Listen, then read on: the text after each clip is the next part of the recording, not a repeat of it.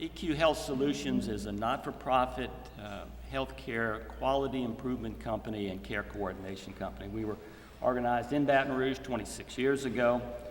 Much of our work is with contracts for the federal government, which we do here in Louisiana, working with a contract with Medicare, and also with state governments. We work in Mississippi and Illinois and Florida in contracts with Medicaid in those states. We also are a regional extension center for health information technology in Mississippi. And in that contract, we work with physicians to teach them how to computerize their offices and to support them in that activity. So all of our clients are very profoundly impacted by the Accountable Care Act. And in the reality, I think everyone in this room will also be impacted by the act. I personally will be in addition.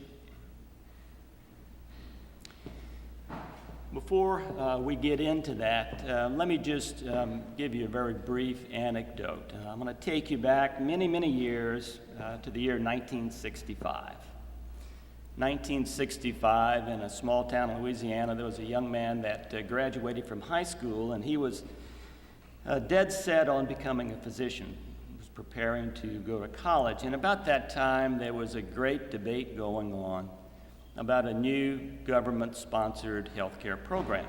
There was a Democratic president. He was proposing a new program that some people were very strongly in favor of, others were very strongly against. There was a lot of debate. And then lo and behold, there was an article in the paper that said the president of the American Medical Association was coming to this small town in Louisiana, and he was going to talk on the topic. So the young man decided, okay, I'm going to be there. I'm going to be in the auditorium attending and watching. So when the president of the AMA got up, he was a distinguished-looking fellow, and he said, first of all, that I'm very passionate about this topic. I usually like to speak extemporaneously, but I'm not going to do that because I'm so passionate about this topic. Instead, I'm going to read my prepared notes. So, of course, he proceeded to be very negative against the proposed program. And the young man left that meeting being somewhat confused about what was right, what was wrong, and where we should be going. So obviously, many years later, that young man was myself. I spent my career in healthcare, and the federal program was Medicare and Medicaid. It started in 1965. It's Title 18 and Title 19, the Social Security law. We've had it all these years, and we still have it. And hopefully, in the future years, we will continue to have it. But now there is a new proposal that is being brought about and was originally proposed again by a Democratic president. So I get the feeling of deja vu. The arguments that I heard back in 1965 are very similar to the arguments both for and against that I'm hearing today in 2010 and 2012.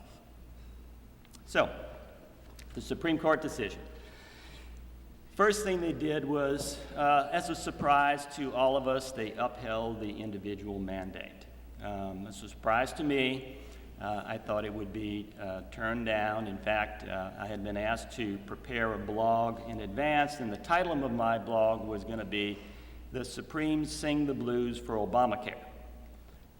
But we missed it, as did most people who were anticipating it.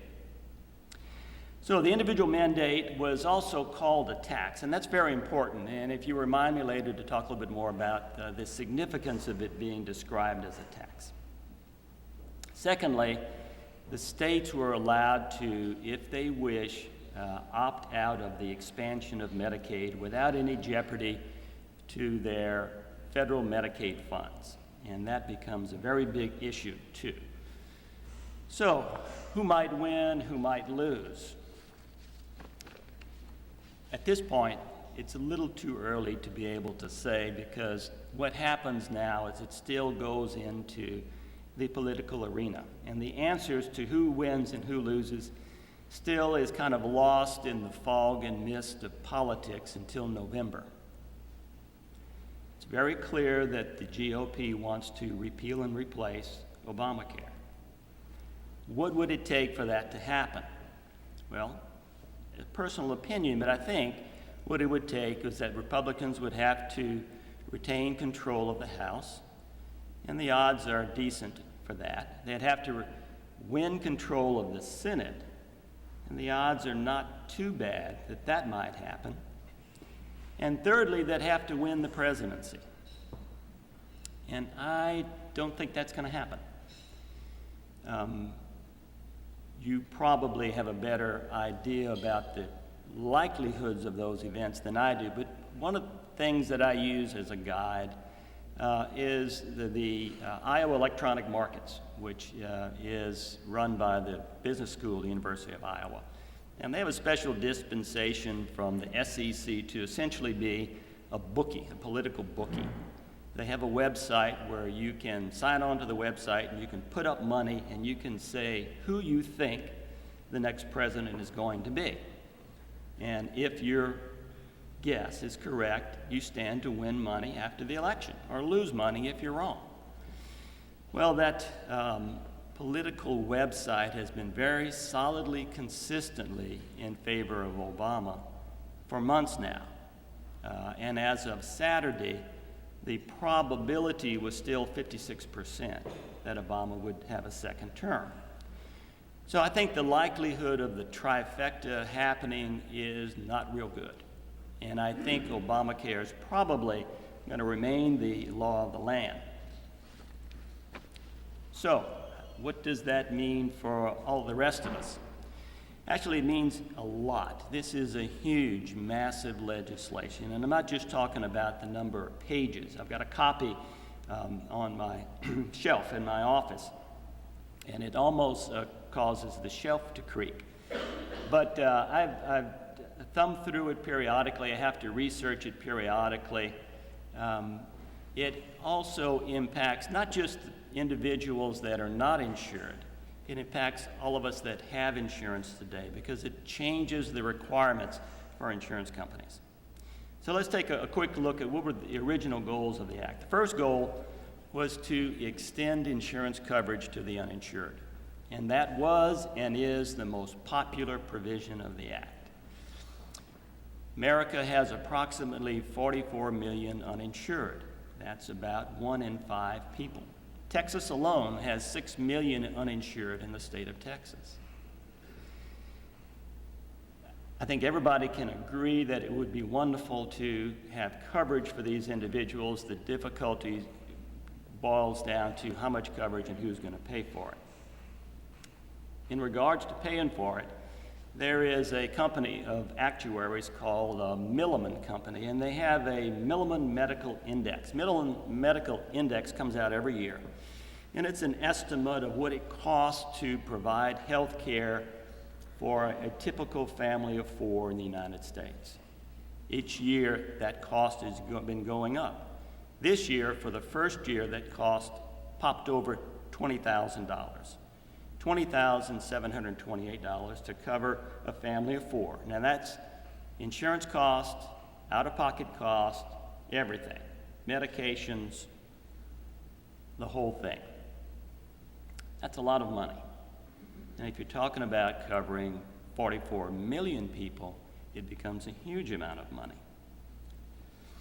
Second goal of the Accountable Care Act was to expand and standardize commercial coverage. So that means standard insurance policies, commercial and policies, were instructed to, for example, pay for certain items of well visits, screening for cancer. So now, if it's medically indicated, you can have your colonoscopy screening paid for every 10 years. Your children can be covered to age 26 and so on. And these have been very, very popular provisions that probably won't go away. The thing that the Accountable Care Act did not particularly address is the cost of care. And that's the second most important issue for most Americans. So we've got 44 million people. Most of them are now going to be covered in most states. How's that going to happen? It's going to happen with two ways. There's going to be an expansion of Medicaid. If you're an adult and you earn less than 133% of federal poverty levels, you would be eligible for Medicaid. Secondly, there'll be a creation of new insurance exchanges that would provide insurance policies, and there'll be bronze, silver, gold, and platinum policies that would be available. And those insurance exchanges would subsidize the cost of health care for low-income individuals. But everybody would have to be covered.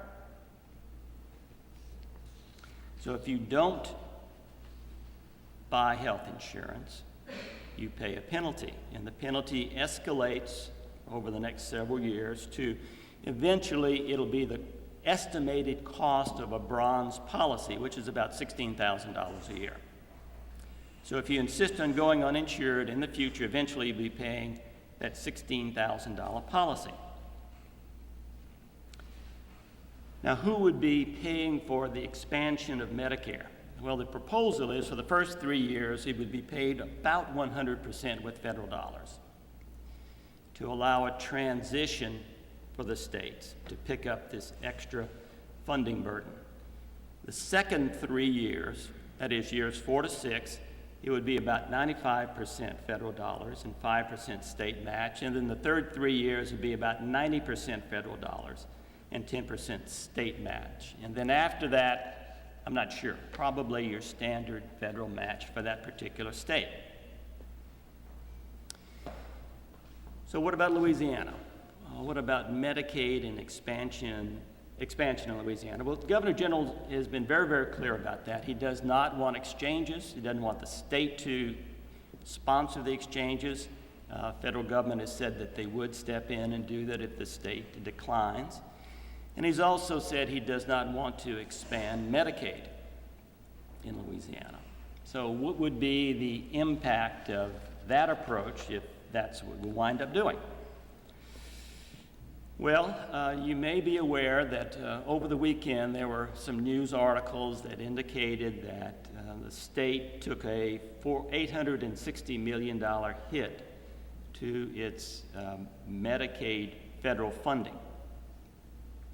On top of that, the state would also lose disproportionate share funding. And disproportionate share funding is additional federal dollars that are intended to help defray the cost of care to providers for treating uninsured people.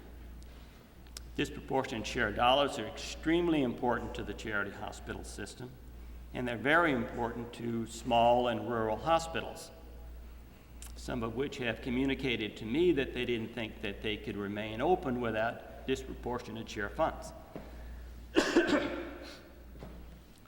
In addition, there will be Medicare reimbursement cuts. Part of the deal, the trade-off with the Accountable Care Act was you cover more people, but you take some of the savings out of Medicare payments to providers. And that's supposed to be about $500 billion over 10 years, but that was phased in toward the back end of that 10-year period, so the impact would be probably greater than a straight line $50 billion a year. Okay, what happens to people that don't have government insurance? Let's say you have private insurance. Will your cost of insurance go up? I think the answer has to be unquestionably yes. It's going to have to go up. For one thing, there's expanded coverage. Children up to age 26, that's going to cost more. There will be guaranteed coverage. In other words, if you've got a pre-existing condition, you still qualify for health insurance. You cannot be denied. There will be no yearly limits, no lifetime limits on the policy. All of this actuarially increase the cost. It's not possible to say at this point for any given individual what the amount of increase is going to be. But fundamentally, just thinking about it rationally, you've got 1 in 5 Americans that were not insured, and now they're going to be insured, and that 20% of the population. The money's got to come from somewhere. So there's got to be some cost sharing, I think, in commercial insurance. So going beyond that, is it possible to have cost savings in American healthcare? This is opinion, but I think the answer is absolutely yes. The system is not that tight that we can't find cost savings. But here's the problem. We're going to have to be really much more serious about it than we've been in the past. We're going to have to be much more hard-headed and hard-nosed about it than we have been in the past. There's a couple of problems with healthcare costs. One is that most healthcare in the United States is third-party reimbursed. If I get sick and I've got insurance, I don't write a check. The insurance company does. That's one issue, third-party reimbursement. Second issue is the individual responsibility issue.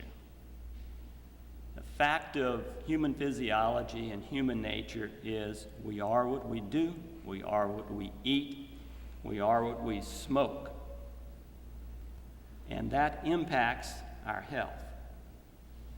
About half of the cost of our health care, when you're looking at chronic diseases, comes from what we do, our behaviors, our performances. The other half of the cost is our genes, and we can do nothing to select them. Once we've been given those genes, there's precious little that we can do to change or modify or alter that. Although there's some wonderful things being done in cystic fibrosis. So the solution to cost in healthcare begins with us as individuals. That's not very pretty, it's not very attractive, it's very fundamental and basic, but it's true. It's very real. You have to look at your own behaviors and determine if you're living a healthy lifestyle. And changing lifestyle is not an easy thing to do, but it can be done, certainly can be done. There's also more that can be done. We refer to our health care as the American healthcare system. This is opinion, but the reality is it's more an American healthcare archipelago. It's an island, a group of islands. And in one island, you have a hospital. On another island, you may have a physician clinic. On another one, you may have a diagnostic outpatient facility or a surgery center. These islands don't necessarily talk to one another. They don't necessarily communicate with one another. And if you had testing and procedure on one island in the archipelago, that doesn't necessarily get communicated to the other islands. So there is a need to coordinate care. And I think care coordination is an area that needs to be looked at much more closely and more extensively utilized, particularly when you're talking about trying to manage chronic disease. And we'll talk about that more in a minute, too. So is there any evidence that the system may be broken? Now, keep in mind, I've been in healthcare all my life. I've been a practitioner most of my life. I'm deeply committed to American healthcare. I think American healthcare can do some wonderful things. But it's not a perfect system. And I'm quite content to have constructive criticism of our imperfect system to make it better. So when I talk about things that need to change and improve in American healthcare, it's like I'm talking with my family members about things that they need to do to straighten up their act. Okay, 20% of individuals that are hospitalized under Medicare for heart failure and pneumonia, when they're discharged, they bounce right back in the hospital within 30 days for the same condition. That means for 1 out of 5 of those discharges, it didn't quite stick, it didn't quite work. And most of those readmissions are within the first week. That's something that can be addressed. There are policies and procedures that can be changed and modified to reduce that number, because that is a source of cost and expense. In the past, physicians' offices were not electronically wired. Physicians didn't have computers in their offices. That's starting to change, but the rules and regulations, once again, are still somewhat awkward. And eventually, I think we'll have a system where providers can communicate much more effectively with each other, but it's going to take some time before that happens. And we hear from the Institute of Medicine that 7,000 people a year die from medical errors. That's a lot of folks. There's much yet that can be done to reduce medical errors, and that's a group responsibility. The solution is group practices. We're starting to utilize policies and procedures and communications that are very similar to what goes on in the cockpit of an aircraft. And that works in improving airline safety. It also works in improving operating room safety. Another thing that raises a cost is overutilization. We're Americans, and Americans love to do things to excess.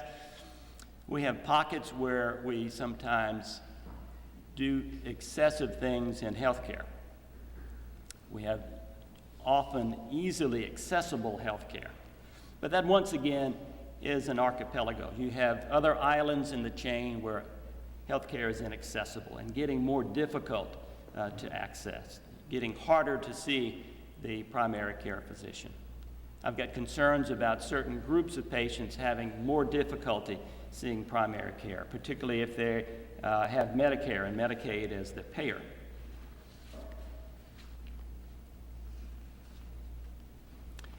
In the past, the Medicaid approach to rising costs has been reducing reimbursement to the provider. That is a process that has limitations. You can only go so far with that. You can only drop the cost so low. Providers are usually small businessmen. They are service providers. They have employees that they've got to pay for. You can't simply continue to ratchet down the costs and expect them to continue to voluntarily stay in the business of caring for those patients. Another huge issue in the cost of American health care is chronic illness. When the health insurance industry was first developed and evolved after World War II, the focus was on acute care. Hospitalization was the big cost, and you prevented, if you had a major catastrophic illness, you went into the hospital and you bought insurance to cover that event. Americans now are facing significant issues with chronic disease. One of the more worrisome ones of them is diabetes. We're seeing more and more diabetes. These are chronic illnesses. They don't go away. They're not acute. Once they develop an acute complication, they become extremely expensive. And preventing that acute complication becomes critically important. But identifying who has that chronic illness, determining whether they are at high risk of high cost, is what you do in care coordination. You assign a nurse to that particular individual, and that nurse assesses them, going through some predicting modeling computer programs as well as questionnaires, then determines with the physician what that individual plan of action needs to be. What are the line items that need to be done to prevent this individual from getting into trouble? So care coordination is an underutilized tool. It, I think, is very useful and very appropriate in both Medicaid and Medicare, and has not been extensively used at this point. One example of care coordination is a program that was done by eQHealth Solutions, and it was done down in the New Orleans area for a Medicare Advantage company. We looked at these hospital readmissions, the ones on Medicare that are about 20% readmissions. And over an 18-month period, by turning around the discharge process, by working individually with the patients, by informing and educating the patients about their disease and their symptoms and how to approach their diseases and how to know when they're in trouble, and most importantly, how to know how to speak to their provider, how to get through the gatekeeper in the physician's office. If you don't know the lingo that gets you in there, you're not going to be able to get you admission. So anyway, with this process, we were able to reduce those readmissions by 31%. We're also doing the same thing in the Mississippi Delta, which is one of the areas of the country that has had some of the worst healthcare outcomes. And we've had some significant success with diabetes there. So that's some thoughts, that's some views on where Accountable Care Act might be going and where we might be headed, and I would be more than happy to take some questions from you. This is a discussion about what the Supreme Court has determined, where they think the Obamacare should go, and our predictions of who might win, who might lose, and beyond that, what needs to be done to reduce healthcare costs in the U.S. In Louisiana, who would be the winners and who would be the losers? I think the winners would be anyone that is uninsured, that is able to get into an exchange. The losers are likely to be the individuals that experience increased cost under the Accountable Care Act. And that would be probably the majority of individuals in Louisiana. And what kind of an impact is this going to have on Louisiana's charity hospital system? It could be a large impact. Charity hospital system receives its funds from the general fund of the state, and also receives funds from disproportionate share. The disproportionate share are federal funds, and they will be mostly going away. So what do you anticipate is going to happen with the charity hospital system and the people who depend on it? Well, the state's going to have to make a determination of what the state wants to do with it, whether they want it to keep it open, whether they want to subsidize it, and how they're going to do that. Tell us your overall reaction to the Supreme Court ruling and what you see as the things that people can do to keep their own health care costs in line. Well, my reaction is that it's a mixed result. There are, I think in the opinion of most Americans, some good things and some bad things in the Accountable Care Act. At this point, our task going forward is to emphasize those that are good and workable and try to improve the things that are not so workable. For people who are not familiar with the organization, tell us a little bit about your organization. eQHealth Solutions is a not-for-profit healthcare quality improvement company, and we work with care coordination as well as large government contracts, both Medicare and Medicaid, to try to improve care outcomes.